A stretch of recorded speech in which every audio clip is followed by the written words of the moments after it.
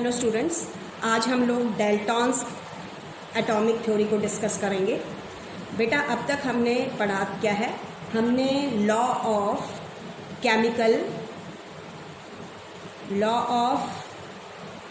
Chemical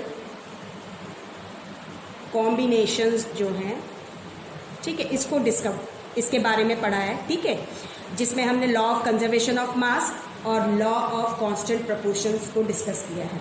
according to law of combination हमने क्या पढ़ा कि जो मैटर है, ठीक है, matter is composed of, matter जो है वो बना हुआ है स्मॉलर पार्टिकल्स का, कंपोज्ड ऑफ स्मॉलर पार्टिकल्स, ठीक है, विच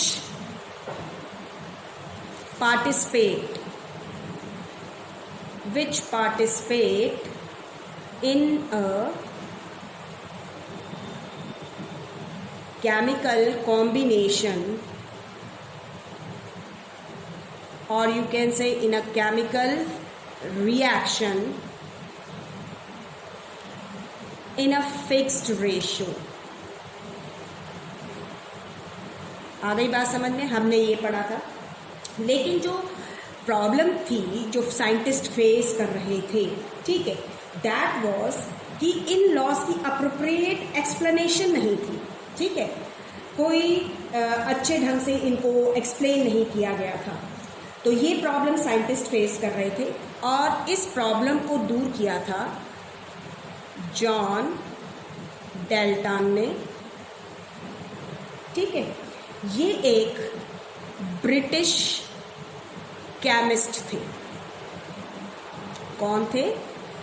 he was a British chemist. इन्होंने एक बेसिक थ्योरी दी। क्या दी? एक इन्होंने बेसिक थ्योरी, आ गई बात समझ में, जिसको हम डाल्टन्स एटॉमिक थ्योरी कहते हैं, ठीक है। ये जो बेसिक थ्योरी थी इन्होंने किस चीज क्यों दी? In order to explain the law of chemical combination, इन लॉज को एक्सप्लेन करने के लिए, ठीक है, to explain the law of chemical combination, ठीक है। इन लॉज को एक्सप्लेन करने के लिए इन्होंने एक बेसिक थ्योरी दी, लेकिन ध्यान रखो उन्होंने जो बेसिक थ्योरी प्रोवाइड की, ठीक है, लॉ ऑफ केमिकल कॉम्बिनेशन को, उन्होंने जो लॉ था केमिकल कॉम्बिनेशन का, वो उसको एक्सप्लेन करना क्यों ज़रूरी था? क्योंकि हम ये पता लगा सके कि जो मैटर की हम डिफरेंट फॉर्म स्टडी करते हैं उनमें ये प्रॉपर्टीज़ इतनी अलग क्यों हैं, why they are different in properties. जो मैटर की फॉर्म है हम पढ़ के आए हैं फर्स्ट 2 चैप्टर्स में, ठीक है।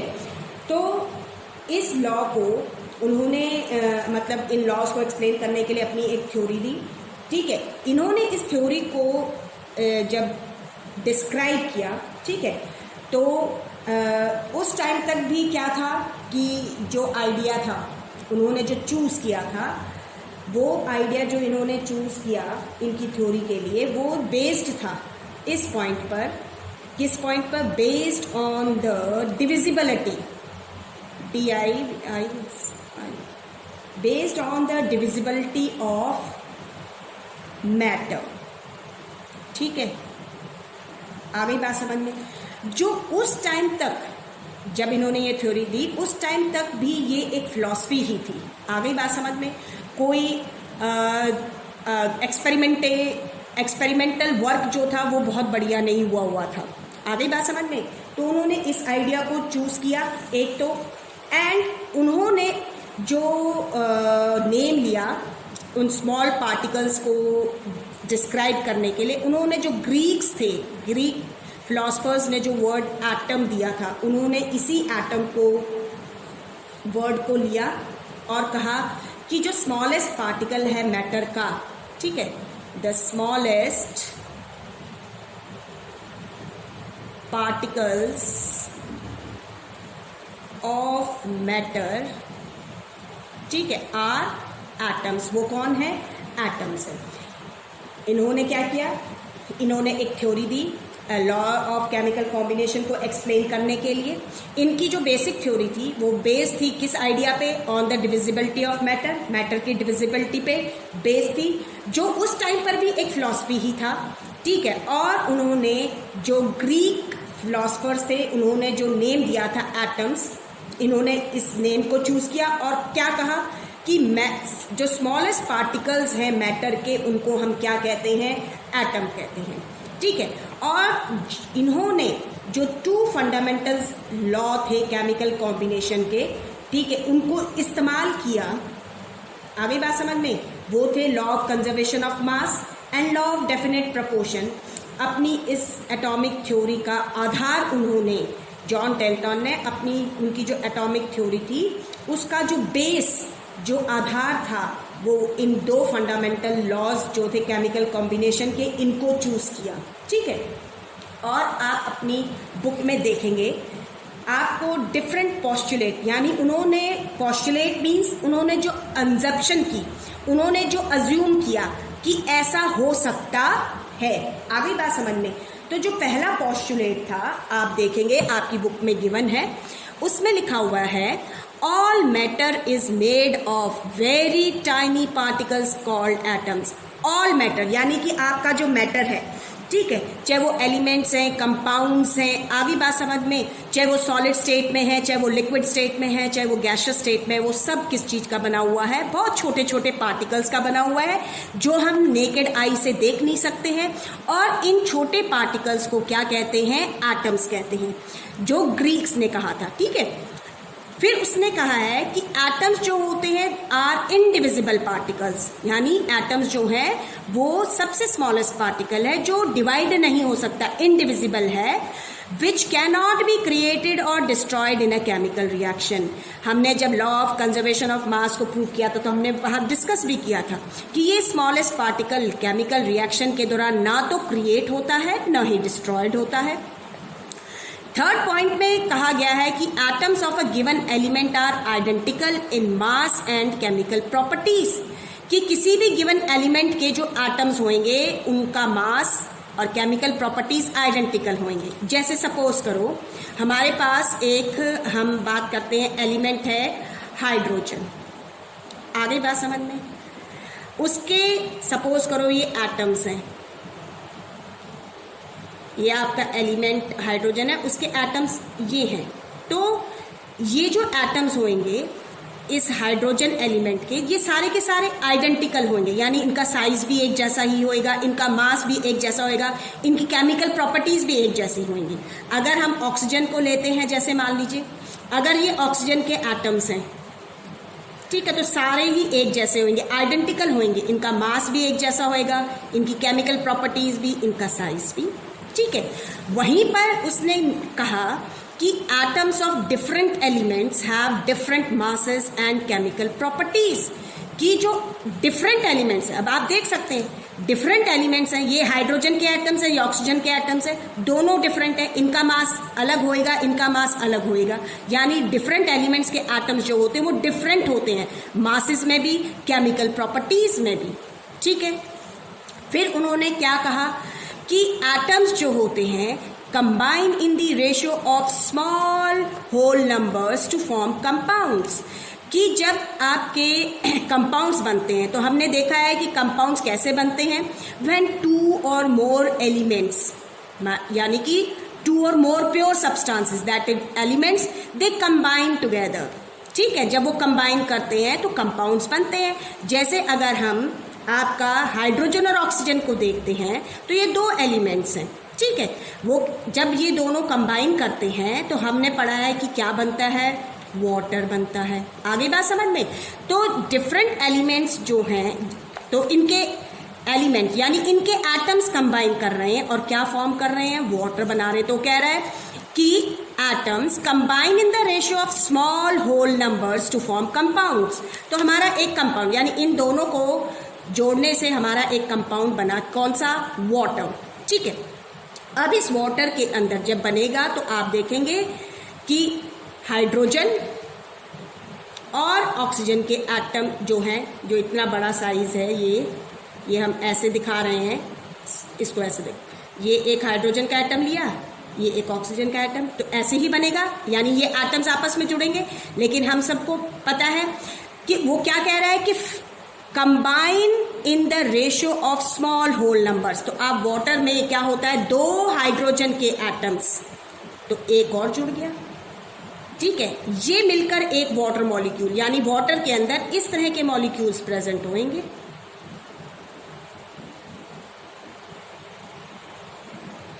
ये आपस में एक जैसे होंगे, एक ऑक्सीजन का है और 2 हाइड्रोजन के। आ गई बात समझ में? तो ये वाटर के अंदर प्रेजेंट है, लेकिन ये कैसे कंबाइन करते हैं, वो कहता है कि स्मॉल होल नंबर रेशियो में। अगर आप देखेंगे हम वाटर को जब लिखते हैं तो H2O लिखते हैं, हाइड्रोजन के 2 एटम्स, ऑक्सीजन का 1 atom, small whole number ratio है, ठीक है, 2:1 है यहाँ पर जब हम एटम्स की बात कर रहे हैं, ठीक है।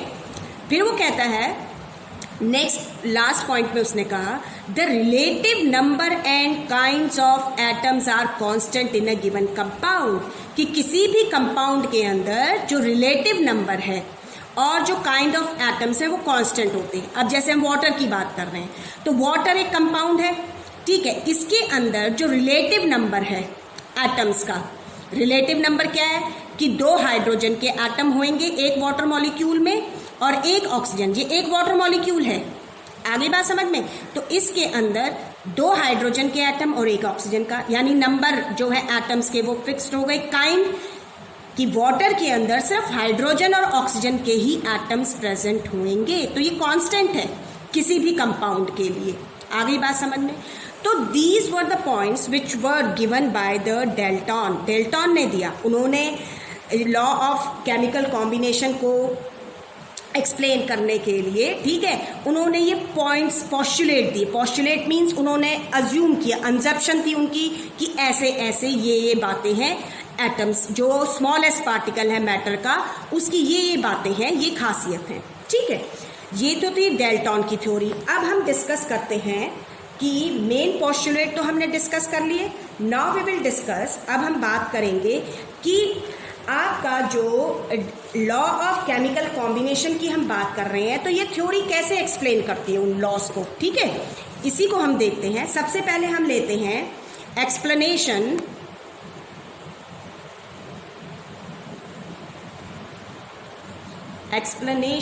Of the law of conservation of मास, यानी कि डेल्टन की एटॉमिक थ्योरी जो है वो इस लॉ को कैसे एक्सप्लेन करती है। तो आपका जो डेल्टन की थ्योरी का जो पोस्टुलेट है, सेकेंड पोस्टुलेट क्या, atoms are indivisible particles which can not be created और destroyed in a chemical reaction, वो इस लॉ को एक्सप्लेन करता है। तो कौन सा है, atoms are indivisible particles, indivisible particles हैं, आ गई बात समझ में, विच कैनॉट बी क्रिएटेड और डिस्ट्रॉयड, ना ही डिस्ट्रॉयड होता है इन दी केमिकल रिएक्शन, ठीक है। अब डेल्टन की थ्योरी के हिसाब से क्या है कि एटम्स जो होते हैं are the smallest particles, atoms जो हैं वो क्या है, स्मॉलेस्ट पार्टिकल्स हैं, ठीक है, किसी भी सब्सटेंस के स्मॉलेस्ट पार्टिकल्स हैं जो कि फर्दर डिवाइड नहीं हो सकते, ठीक है, can not be further divided, ये कहती है डेल्टन की थ्योरी। आगे बात समझ में, अगर ये पार्टिकल्स जो है स्मॉलेस्ट पार्टिकल ये डिवाइड नहीं हो सकते हैं तो इसका मतलब क्या हुआ, हमने क्या कहा कि एटम्स जो है स्मॉलेस्ट पार्टिकल हैं किसी भी सब्सटेंस के, ठीक है, जिनकी फर्दर डिवीजन नहीं हो सकती है, जो फर्दर डिवाइड नहीं हो सकते हैं। अगर ये पार्टिकल्स फर्दर डिवाइड नहीं हो सकते हैं, ठीक है, if these particles cannot be divided तो इसका मतलब क्या हुआ, देन द सब्सटेंस, जो सब्सटेंस है आपका, then the substance can not be destroyed, वो भी डिस्ट्रॉय नहीं हो सकता है। कब, ड्यूरिंग अ केमिकल रिएक्शन। आ गई बात समझ में? क्यों? क्योंकि जो सब्सटेंस है जो पार्टिसिपेट करता है इन अ केमिकल रिएक्शन, जो सब्सटेंस पार्टिसिपेट कर रहा है केमिकल रिएक्शन में, अकॉर्डिंग टू डेल्टन, वो एटम है, सबसे स्मॉलेस्ट पार्टिकल, ठीक है। और इसी वजह से, ड्यू टू दिस रीजन, और यही कारण है, due to this reason the mass remains constant. जो मास है वो क्या रहता है, कांस्टेंट रहता है during a chemical reaction. Chemical reaction के दौरान जो मास है वो क्या रहता है, कांस्टेंट रहता है। सो वी कैन से, हम क्या कह सकते हैं, that during a chemical reaction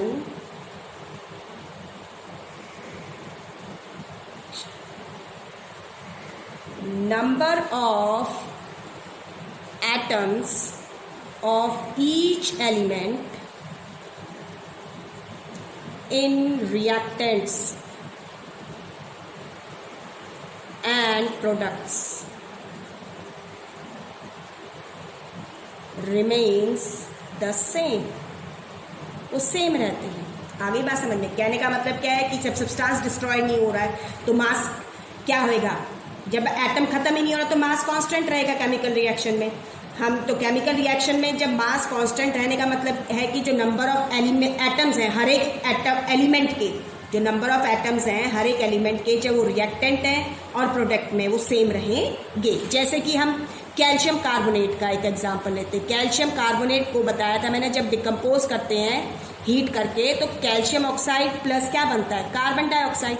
अगर आप देखेंगे कि ये आपकी रिएक्टेंट साइड है, रिएक्टेंट साइड के अंदर आप देख रहे हैं कि कैल्शियम का एक एटम है, कार्बन का एक एटम है, ऑक्सीजन के 3 एटम्स हैं। तो आप प्रोडक्ट साइड में देखिए, कैल्शियम का एक एटम है, ऑक्सीजन के 1 और 2 3 एटम है, ठीक है, कार्बन का एक एटम है। तो दोनों साइड देखो एटम्स सेम है कार्बन का सबके। आगे बात समझ में? तो ना तो खत्म हुए ना ही कोई नया एटम आया। कैल्शियम का एटम जो पार्टिसिपेट कर रहा था कार्बन का ऑक्सीजन का, वही एटम प्रोडक्ट्स की साइड थे। ना तो जो एटम था वो डिस्ट्रॉय हुआ, ना ही वो क्रिएट हुआ, कोई नया एटम आया। तो जब atoms, number of atom same है तो इनका मास भी क्या रहेगा, कांस्टेंट रहेगा, ठीक है। सिमिलरली जो सेकेंड लॉ था आपका, लॉ ऑफ कांस्टेंट प्रोपोर्शन, उसकी एक्सप्लेनेशन भी ये लॉ देता है।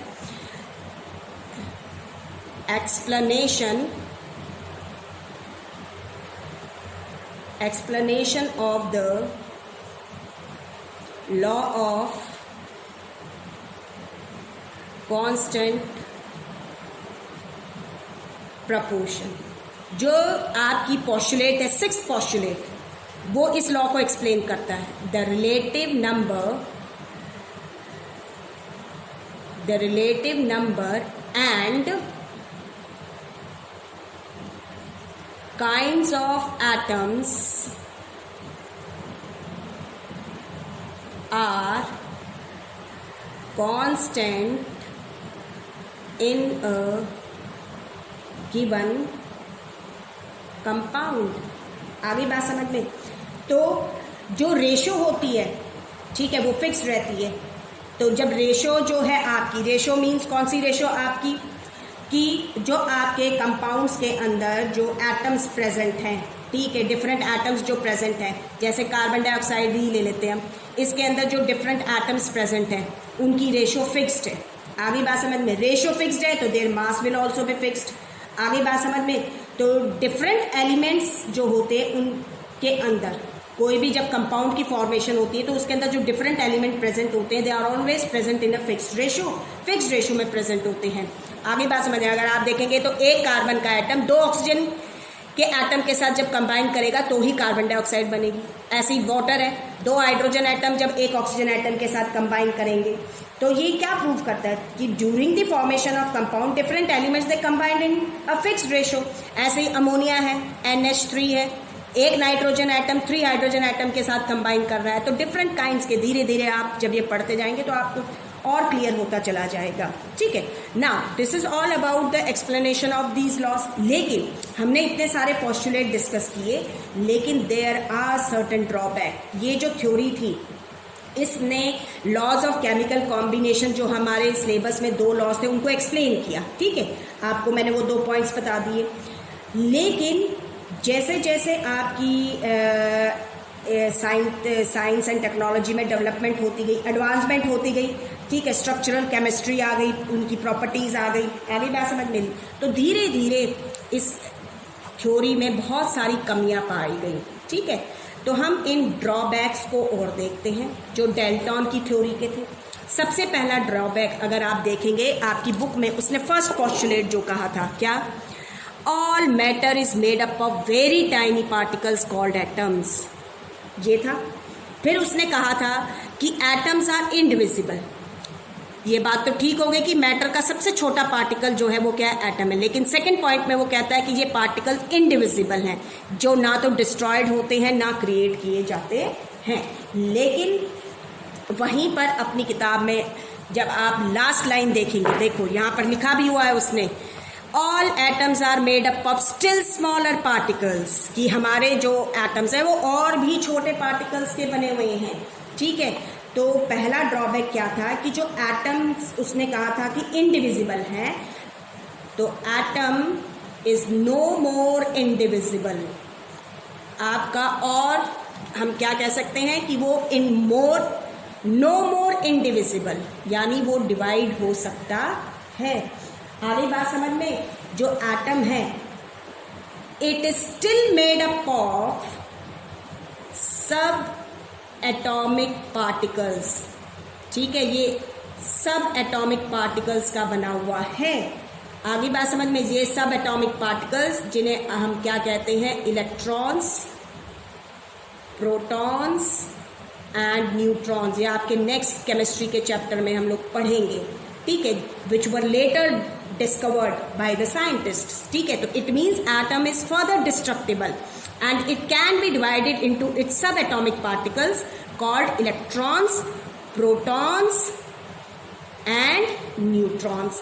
अब सेकेंड जो ड्रॉबैक था, उसने सेकेंड ड्रॉबैक ये है कि उसने थर्ड पोस्टुलेट में ये कहा था कि atoms of a given element are identical, कि किसी भी गिवन एलिमेंट के जो एटम्स होते हैं वो आइडेंटिकल होते हैं इन अ मास एंड केमिकल प्रॉपर्टीज। लेकिन हमारे पास जो एटम्स हैं, ठीक है, atoms of the same element, atoms of the same element may not be identical in all respects, कि एक ही एलिमेंट के जो एटम्स हैं वो सभी रिस्पेक्ट में आइडेंटिकल नहीं हो सकते हैं। आगे बात समझ में? ठीक है, जैसे कि मैं आपको एग्जाम्पल बताती हूँ कि नेचर के अंदर आप देखेंगे कि हमारे पास क्लोरीन एक एलिमेंट है। ठीक है, क्लोरीन एक एलिमेंट है। आ गई बात समझ में? ऐसे ही कार्बन एक एलिमेंट है। तो जब हम क्लोरीन की बात करते हैं तो क्लोरीन के जो आपका बच्चे एलिमेंट है, नेचर के अंदर इसके 2 तरह के एटम्स पाए जाते हैं, 2 kinds ऑफ एटम्स। आ गई बात समझ में? एक तरह क्या जो एटम है उसका मास होता है 35U और जो दूसरा एटम है उसका मास होता है 37U। आ गई बात समझ में? यानी कि जो नेचर में क्लोरीन एलिमेंट पाए जाते हैं उसके जो एटम्स हैं, ठीक है, वो दो तरह के एटम्स हैं, यानी वो दो तरह के एटम्स का मिक्सचर है एक तरीके से, ठीक है। और वो जो एटम्स हैं, कुछ एटम्स ऐसे होंगे जिनका मास 35 U होएगा, कुछ एटम्स ऐसे होंगे जिनका मास 37 U होएगा। ऐसे कार्बन है, तो कार्बन के भी दो तरह के एटम्स हैं, कुछ का मास 12 U होता है, कुछ का 14 U होता है। तो जो इस तरह के एटम्स होते हैं बच्चे, उनको हम आइसोटोप्स कहते हैं। आ गई बात समझ में, क्या कहते हैं? आइसोटोप्स। तो कहने का मतलब है कि जब इन आइसोटोप्स की डिस्कवरी हुई, तो जो डेल्टन ने जो ये पॉइंट दिया था कि गिवन एलिमेंट के जो एटम्स होते हैं आइडेंटिकल होते हैं इन एवरी रिस्पेक्ट, चाहे वो मास है चाहे वो केमिकल प्रॉपर्टीज है, रॉन्ग, ये रॉन्ग हो गया। आ गई बात समझ में। तो आइसोटोप्स जो होते हैं ये क्या होते हैं आपके? दीज आर द, हम कह सकते हैं these are the atoms of the same element. ये सेम एलिमेंट के एटम्स होते हैं विच हैव डिफरेंट, जिनका डिफरेंट क्या होता है? Which have different mass. आगे बात समझ में, जिनका मास डिफरेंट होता है। वहीं पर लेकिन हमारे पास इसके अलावा भी देखिए, हमारे पास इवन ऐसे एलिमेंट्स भी हैं, हमारे पास ऐसे एलिमेंट्स भी हैं, ठीक है, which are made up of same kind of atom, elements which are made up of same kind of atoms but they have different physical properties। उनकी प्रॉपर्टीज जो है, फिजिकल प्रॉपर्टीज डिफरेंट हो जाती है। जैसे हम बात करते हैं डायमंड एंड ग्रेफाइट की। आ गई बात समझ में। जब हम डायमंड और ग्रेफाइट की बात करते हैं तो आप देखेंगे दोनों के दोनों क्या हैं? प्योर फॉर्म हैं, प्योर फॉर्म ऑफ कार्बन, यानी ये कार्बन के एलोट्रॉप्स हैं, ठीक है।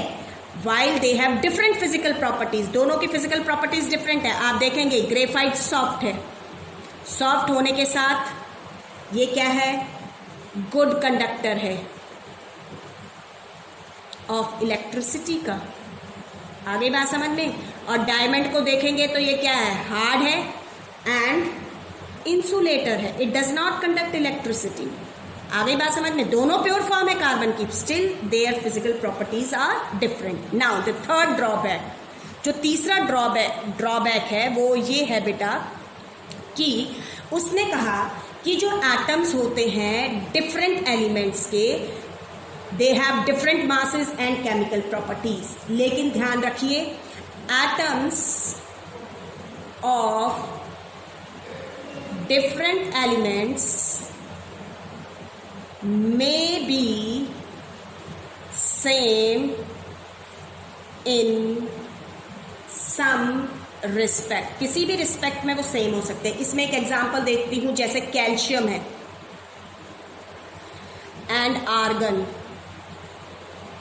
ठीक है, कैल्शियम एंड आर्गन, इन दोनों के एटम्स जो होते हैं उनका मास जो है, कैल्शियम और आर्गन की जब हम बात करते हैं, both of them will have the same mass।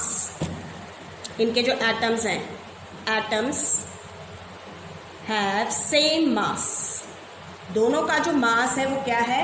Same है। आप देखेंगे, आ गई बात समझ में।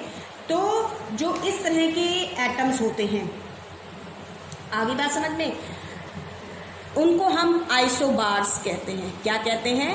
आइसोबार। सेम मास, हाँ, इन दोनों का मास ध्यान रखिएगा 40 U होता है, दोनों का मास सेम है। हम क्या कह रहे थे कि डिफरेंट एटम्स हैं, तो एलिमेंट्स के, डिफरेंट एलिमेंट्स के जो एटम्स होंगे उनका मास डिफरेंट होएगा, लेकिन हम क्या देख रहे हैं? सेम है। तो इस तरह के एटम्स को हम आइसोबार्स कहते हैं। तो हम कहते हैं आइसोबार्स क्या है? These are the atoms of the different elements which have same mass, जिनका मास क्या होता है?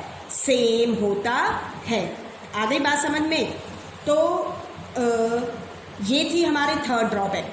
अब लेकिन ध्यान रखिए बच्चे, जो आइसोटोप्स हैं, आइसोबार्स हैं, हम इनको क्या कहते हैं, हम नेक्स्ट चैप्टर में केमिस्ट्री के उसमें और भी डिस्कस करेंगे। आगे बात समझ में। नेक्स्ट जो ड्रॉबैक था वो ये था कि उसने कहा कि एटम्स जो होते हैं the atoms combine in the ratio of small whole numbers to form compounds, कि एटम्स जो होते हैं वो आपके कंबाइन करते हैं in the ratio of small whole numbers, but it is not necessary.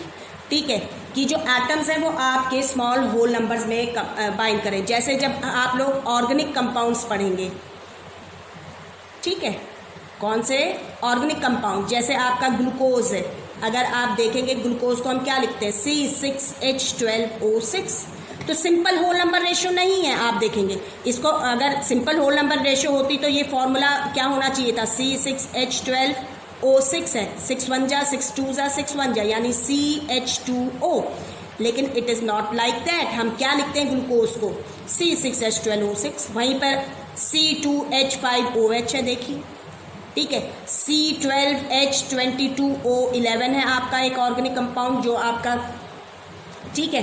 तो आप जब ऑर्गेनिक कंपाउंड्स को देखेंगे तो आप देखेंगे कि सिंपल होल नंबर रेशियोज में कंबाइन नहीं कर रहे हैं, तो this is also one of the drawback. Next drawback ये था कि एटम इज नो लॉन्गर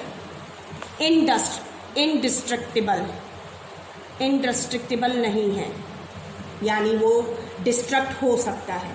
तो जो मैटर है आपका, बच्चे ध्यान रखिए, मैटर मीन्स एटम। आगे बात समझ में। इट कैन बी कन्वर्टेड, ये कन्वर्ट हो सकता है, कन्वर्टेड इनटू एनर्जी, ये एनर्जी में कन्वर्ट हो सकता है, ध्यान रखिए। आगे बात समझ में। मैटर और जो एनर्जी है, matter and energy are interconvertible, ये इंटर कन्वर्टेबल हैं, ठीक है, एक दूसरे में कन्वर्ट हो सकते हैं, और ये आप हायर क्लासेस में पढ़ेंगे। अकॉर्डिंग टू आइंस्टीन ने एक थ्योरी दी थी, उसके अंतर्गत हम इसको पढ़ाते हैं। तो आइंस्टीन की एक इक्वेशन है, आपके आइंस्टीन ने एक इक्वेशन दी थी,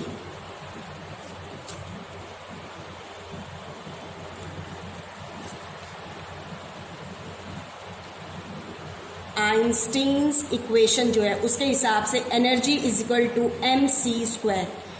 E फॉर एनर्जी, ये एनर्जी है आपकी, m जो होता है मास, c फॉर हम कह सकते हैं स्पीड ऑफ लाइट। आगे बात समझ में। तो like this these are certain drawbacks. इसके अलावा जो डेल्टॉन थे, he could not say anything about the ions and ionic compounds, वो आयंस और आयनिक कंपाउंड्स को भी नहीं बता पाए थे, ठीक, not given any information about ions and ionic compounds. तो this is all about your Dalton's atomic theory. ये आपकी डेल्टॉन एटॉमिक थ्योरी का था।